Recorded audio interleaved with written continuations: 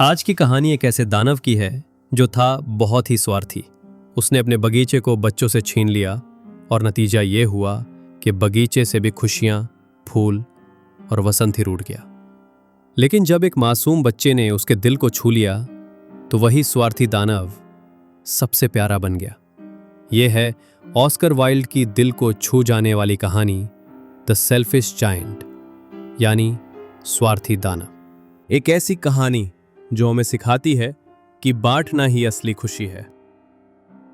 हर दोपहर जब बच्चे स्कूल से लौटते तो वे पास के एक सुंदर बगीचे में खेलने जाते। ये बगीचा एक विशाल दानव का था। वो बगीचा बहुत ही सुंदर था।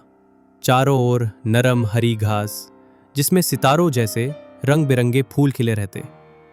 वहां 12 अरू के पेड़ थे जो वसंत में गुलाबी और मोती जैसे फूलों से ढक जाते और पतझड़ में रसीले फल देते। पेड़ों पर पक्षी बैठकर इतनी मधुर धुन में गाते कि बच्चे खेल छोड़कर उन्हें सुनने लगते। वे आपस में कहते, यहाँ हम कितने खुश हैं। एक दिन दानव लौट आया। वो अपने दोस्त कॉर्नवॉल वाले राक्षस के यहाँ 7 साल रहने गया था। 7 साल बाद जब वो वापस आया और अपने बगीचे में बच्चों को खेलते देखा तो वो गुस्से से गरज पड़ा, तुम लोग यहाँ क्या कर रहे हो?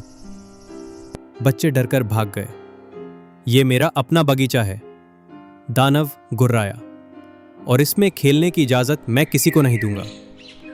उसने बगीचे के चारों ओर ऊंची दीवार बनवा दी और एक चेतावनी बोर्ड टांग दिया। यहां प्रवेश करना मना है, उल्लंघन करने वालों पर कार्रवाई की जाएगी। वो बहुत ही स्वार्थी दानव था। बेचारे बच्चों के पास अब खेलने के लिए कोई जगह नहीं बची। उन्होंने सड़कों पर खेलने की कोशिश की, लेकिन वहां बहुत धूल थी और पत्थर भी, जिससे उन्हें चोट लगती। स्कूल के बाद वे अक्सर उस ऊंची दीवार के पास आकर खड़े रहते और बगीचे को याद करते। वहां हम कितने खुश रहते थे, वे एक दूसरे से कहते। फिर वसंत आया। पूरे देश में फूल खिले, पक्षियों की चहचहाहट गूंजी। लेकिन उस स्वार्थी दानव के बगीचे में अब भी सर्दी ही सर्दी थी। वहां न पक्षी गा रहे थे, न पेड़ खिले थे। एक बार एक फूल जमीन से बाहर आया, लेकिन जैसे ही उसने चेतावनी पट्ट देखा, वो दुखी होकर फिर मिट्टी में समा गया। अब वहां सिर्फ बर्फ और पाला रहते थे। वे बोले, वसंत इस बगीचे को भूल गया है, अब हम ही यहां रहेंगे। बर्फ ने घास को अपने सफेद चादर से ढक लिया और पाले ने पेड़ों को चांदी जैसा रंग दे दिया। फिर उन्होंने उत्तर पवन को भी बुला लिया। वो फर के कपड़ों में आया और जोर से गड़गड़ाता चिमनियों को उड़ाता। उसने कहा, ये तो कमाल की जगह है, ओलों को भी बुलाते हैं। ओले भी आए। वे हर दिन 3 घंटे तक महल की छत पर चोट मारते रहे, यहां तक कि छत की पट्टियां टूट गईं। फिर वे बगीचे में तेजी से घूमते रहते। उनके कपड़े ग्रे थे और सांस बर्फ जैसी ठंडी। दानव खिड़की से बाहर देखता और कहता, वसंत अब तक क्यों नहीं आया? मौसम कब बदलेगा? लेकिन वसंत नहीं आया, न गर्मी न पतझड़। बाकी बागों में पतझड़ सोने जैसे फल लाया, लेकिन इस बगीचे को कुछ नहीं मिला। वो बहुत स्वार्थी है, पतझड़ ने कहा। एक सुबह दानव बिस्तर पर लेटा था कि उसे मधुर संगीत सुनाई दिया। वह बोला, जरूर राजा के संगीतकार बाहर से जा रहे हैं। लेकिन असल में वो एक छोटा पक्षी था जो उसके खिड़की के बाहर गा रहा था। इतने वर्षों बाद किसी पक्षी का गीत सुनना दानव के लिए स्वर्ग जैसा अनुभव था। तभी ओले चुप हो गए, उत्तर पवन भी थम गया और हवा में फूलों की खुशबू घुल गई। लगता है वसंत आ गया है, दानव खुशी से चिल्लाया। उसने खिड़की से बाहर झांका और जो उसने देखा वह अद्भुत था। बच्चे दीवार में बने एक छोटे से छेद से अंदर आ गए थे और पेड़ों पर बैठे थे।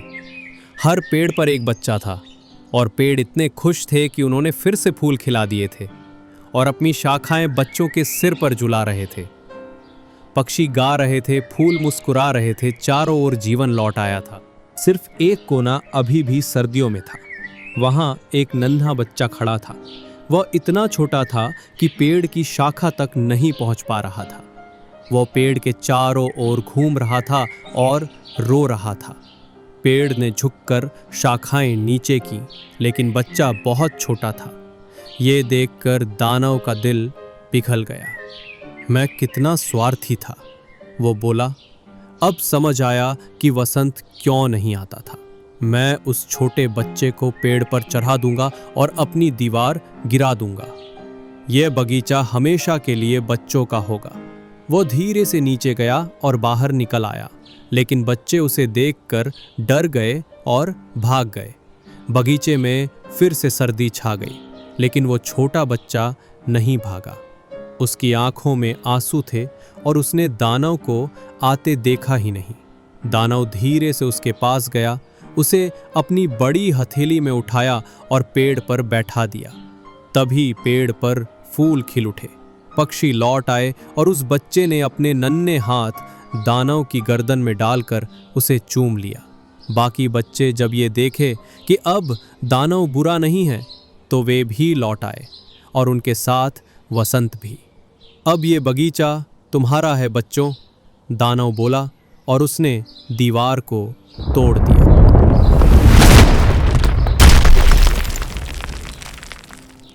जब दोपहर में लोग बाजार जा रहे थे तो उन्होंने देखा दानव बच्चों के साथ अपने बगीचे में खेल रहा है। पूरे दिन बच्चे खेलते रहे और शाम को उन्होंने दानव से अलविदा कहा। लेकिन वो छोटा बच्चा कहाँ है? दानव ने पूछा, जिसे मैंने पेड़ पर चढ़ाया था। वो उसे सबसे ज्यादा पसंद करता था क्योंकि बच्चे ने उसे चूमा था। हमें नहीं पता, बच्चों ने कहा, वो कहीं चला गया, हमने उसे पहले कभी नहीं देखा था। दानव बहुत उदास हो गया। हर दोपहर बच्चे खेलने आते, लेकिन वो बच्चा फिर कभी नहीं आया। दानव बाकी सब बच्चों से बहुत प्यार करता, लेकिन उसका दिल उसी पहले दोस्त को ढूंढता रहता। वर्ष बीत गए। दानव बूढ़ा और कमजोर हो गया। अब वो खेल नहीं पाता था, बस कुर्सी पर बैठकर बच्चों को देखता और बगीचे की सुंदरता की सराहना करता। मेरे पास बहुत सुंदर फूल है, वो कहता, पर बच्चे, वही मेरे सबसे सुंदर फूल है। एक ठंडी सुबह जब वो उठ रहा था, उसने बाहर झांका। अब उसे सर्दी से नफरत नहीं थी, उसे पता था कि यह सिर्फ सोया हुआ वसंत है। तभी उसकी आंखें चमक उठीं। बगीचे के दूर कोने में वही बच्चा खड़ा था और उसके ऊपर का पेड़ सफ़ेद फूलों से लदा था। उसकी शाखाएं सोने जैसी थीं और उस पर चांदी जैसे फल झूल रहे थे। दानव बहुत खुश होकर नीचे भागा और बच्चे के पास पहुंचा। लेकिन जब वो पास पहुंचा तो उसका चेहरा गुस्से से लाल हो गया। किसने तुम्हें चोट पहुंचाई? क्योंकि उस बच्चे की हथेलियों और पैरों में कीलों के निशान थे। किसने तुम्हें चोट दी? बताओ, मैं उसे मार डालूंगा। बच्चा मुस्कराया और बोला, नहीं, ये तो प्यार के निशान हैं। दानव कांपते हुए बोला, तुम कौन हो? एक अजीब सा डर उसे छू गया और वो बच्चे के आगे झुक गया। बच्चा मुस्कराया और बोला, एक बार तुमने मुझे अपने बगीचे में खेलने दिया था। आज मैं तुम्हें अपने बगीचे में ले चलूंगा, जो कि स्वर्ग है। और उस दोपहर जब बाकी बच्चे आए, उन्होंने देखा दानव पेड़ के नीचे मृत पड़ा था और उसके ऊपर सफ़ेद फूलों की चादर थी। अब वो दैत्य स्वार्थी नहीं रहा। उसने बच्चों से मिलकर प्यार और खुशी का असली मतलब जाना और उसका बगीचा फिर से हंसने लगा।